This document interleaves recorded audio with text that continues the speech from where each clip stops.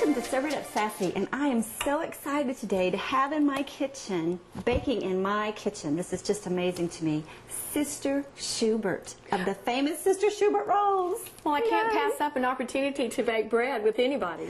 I know, but we're just gonna make fabulous focaccia bread today. That is what Sister's going to show us. But she's got so many tips and so much information to share with you all. We're gonna go ahead and get started. So, Sister, let me ask you though, before we get started, why do they call you Sister?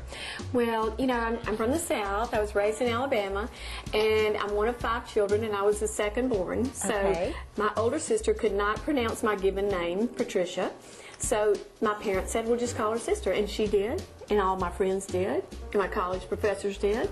And I decided a long time ago that I was supposed to be Sister, not Patricia. I love it. Well, it's a Southern thing. It is a Southern thing.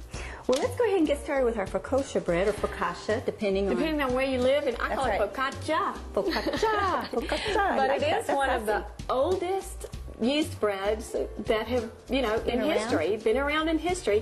The Italians would take this. It was really called flatbread in Italian. That's what focaccia means. And it would be the end of the day, the housewife in the house, she would take all the leftovers from the food they'd served that day, and she would make up a little flatbread, a little focaccia bread dough, and she would put everything on top of it that was left over from that day, and that's what they would have for dinner. Oh, that's excellent. So we're going to make some focaccia tonight, or today. And one thing I wanted to do, because I have so many people say, well, I'm just afraid of yeast breads, I can't make yeast breads. It's a little tricky sometimes. I'm going to give you Sister's secret to foolproof yeast bread. Okay, let's see the secret. And it'll only cost you 10 minutes of your time rather than 6 hours of saying, why didn't those rolls rise, or why didn't that bread rise? Because I'm going to give you the energy drink for yeast breads. Okay. And it only takes 10 minutes. Okay, this is the secret. And I call yeast, I liken it to a bear in hibernation. Right.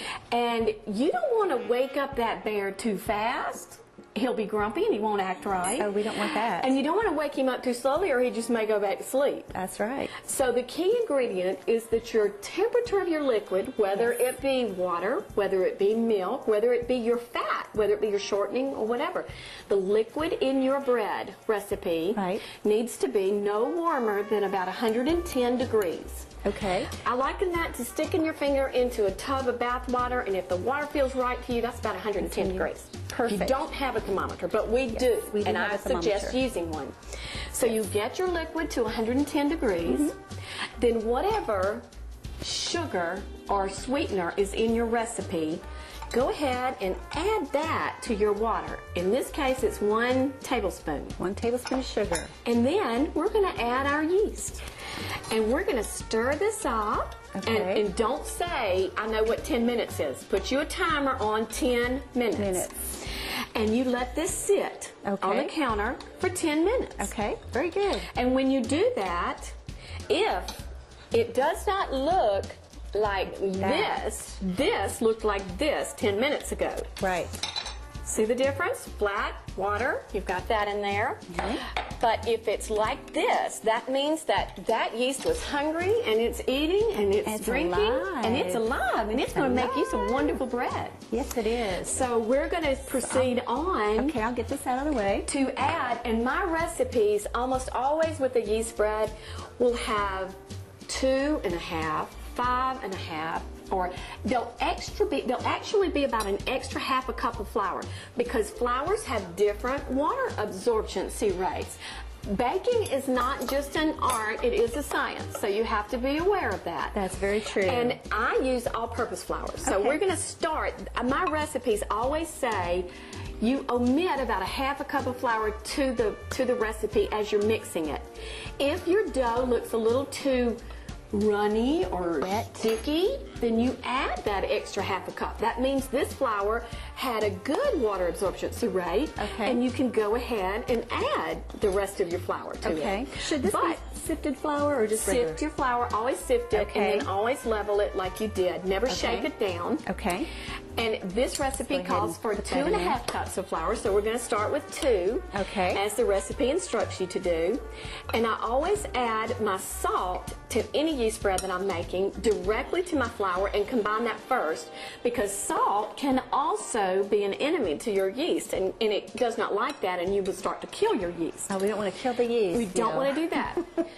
So let's add our teaspoon of salt to the flour, and then we want to just give that a whir around, get that all combined. I'll do that. Just for you. And we are going to add this to the bowl. Do you want to add your olive oil to that? And we're going to add, actually, I like to start incorporating my water into my flour first. Okay. So that the fat molecules don't start surrounding that, so that we get a nice, even mixture of all of our yeast and water gets right into every molecule of that flour. Okay. I always add my fat last to a bread. Add the fat last. That I'm that's making. a good thing to remember. Always do that. When we're eating out, add the fat last. There you go. Well, you know, some things in life are so true. That's true. And then we're going to add, once it starts combining, we're going to add our 6 tablespoons of olive oil. And I like to use like an extra virgin olive oil if you don't like the real strong flavor. Some olive oils can be very strong. That's true. And so which olive oil do you prefer? the very first olive oil is what they call the virgin or the extra virgin. Or the cold pressed? Is that That's the first ones. Okay. Now, the further down they press, because they continue to press until they get all the oil they can out of those olives. Okay, So, I'm just scraping you know, it. it depends on your flavors. If you really love a rich olive oil flavor in your Italian breads, go for the regular olive oil. But if you're just kind of, you know, like the flavor of it, but not too strong, go with the extra virgin. Okay. And that will be fine too. Yeah, I like the extra virgin. That sounds really tasty and mild. And you're actually supposed to blend this for, and you know, I think an extra half a cup of our flour is going to work on this one. Okay, we need an extra cup. We can do, and I don't take the whole thing. I start adding it slowly but surely to make sure we have the right consistency. And finding the right consistency for a yeast bread is really more of just a feel and do it again and again until it turns out like you want it. Okay. To I'm going to turn that up a little bit. And one thing I've noticed when I make bread, if the dough releases from the sides of the pan, that means it's ready. And it we looks want like to it's let pretty that good. go. Yeah, that looks pretty good to me too. Now, how long does that mix? Well, like that? my recipe's called, especially with the focaccia bread, I say give it a good 5 to 7 minute mix. Okay. Because you really want Because it to it's really start kneading it. Yeah, Right. you really want it to begin to knead it, and it's doing a great job of that. Then you got a little bit more flour. It's a little sticky on the bottom. Yeah, let me see. It may be okay. Might be okay? It may be okay. Okay. Should we take it out and Oh, try I it? think it's fine. Okay. I think it's just great. Great. What we're going to do with that is we're going to put it in a nice bowl, and we're going to put it in a nice warm place. And people say, well, I don't have a warm place in my house. Where should I put it? Okay. On the day that you're washing clothes and drying clothes, everybody has a laundry room. Yes, And the that's top a of your great dryer is nice and idea. warm. Go in there, sit it on top of your dryer, cover it with a damp cloth, and go back about an hour later, and voila, you will have this. This is our risen bread. And what we're going to do with it now is we're going to take some more of this fabulous olive oil, and we're going to drizzle it in the bottom of our pan. And that's a 10 by 15 pan, isn't it? Yes. Yes. And that makes a great pan for edging and yes. It does. poking holes It makes wonderful breads of this size. Just, it's perfect for it. And like I said in the beginning, you can put any topping you want on this. It's love just that. your choice. Whatever you have in your kitchen cabinet, you can put in there. Okay, now she's going to take that out and kind of work it around a little bit. Absolutely. And I did wash my hands. Always wash your hands, rule number 1 in the kitchen. Yes. Oh, and look how pretty that is already. It stretches really nice. That's a great dough. And you it don't smells so good. want it to get a tear, so try to do it gently as you can. Okay. And then we have different toppings that we're going to add to this. We've got black olives, we have onions, and we have sun-dried tomatoes. Now you can chop them or you can leave them whole, however you want to do it. And like I said, if you have leftover anything to eat in your house that night or something that you guys like, that's what flatbread is. It's just whatever's left over. Okay. Now we're going to let this sit. Okay. And we're going to add our toppings and then give it about a 10 to 15 minute rest here, and you'll see it will puff up beautifully. And then when you get ready to put it in the oven, you just take your fingers and punch it down one more time. And it makes a beautiful, beautiful focaccia bread. Very good. Well, do you want to go ahead and do that? Do we want to go ahead and add our things? Because I love the real Italian calamata olives. I'm going to start chopping a little bit of your... And put any herbs you want. I like basil and rosemary. Yes, those have really great flavors. Sun-dried tomatoes. Sun-dried tomatoes. Like I said, you could do bell peppers, whatever's your favorite topping, whatever your family likes. Put it on there. Pepperonis. Make it a meaty focaccia bread. Can you smell that yeast? That smells so good. I love the smell of and I can smell the rosemary and the basil. I'll put some of these little And if you like onions, put some onions on there. And if you don't. Yes. That's the wonderful thing about this bread.